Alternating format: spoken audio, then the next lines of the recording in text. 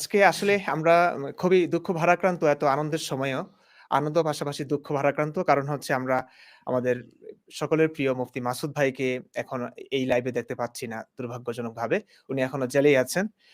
তো আমি আশাবাদী ছিলাম যে আজকের মধ্যে হয়তো একটা শুভ সংবাদ পাবো, কিন্তু সেটা পাইনি। তো এটার জন্য আমারও মন খারাপ ছিল। এই মানে লাইভ প্রোগ্রামের জন্য আসলে আমার কোনো প্রস্তুতি নেই।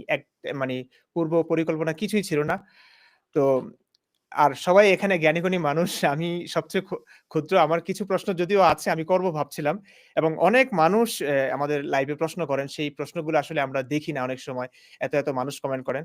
তো আমার কাছে মনে হয় আমরা দর্শকদের কিছু কমেন্টও আমরা পড়ব এবং সেখানে যারা আসিফ মহিউদ্দিন ভাই বলেন, তিতাস টিভির রায়হান জুয়েল ভাই বলেন, যাদের যেই অতিথির কাছেই প্রশ্ন রাখতে চান, আপনাদের প্রশ্নগুলো একটু পড়ব এবং সেই অনুযায়ী আমরা চাইবো যে আপনারা উত্তর দেন। তো আসিফ ভাইয়ের কাছে আমি অনেক কৃতজ্ঞ, কারণ এ আসিফ ভাই, আমরা মাদ্রাসায় পড়ে ভাই আমরা কখনোই এই যে যেমন অনেক বিষয় আমি এগুলো জানতাম না যদি সংশয়.com না পড়তাম।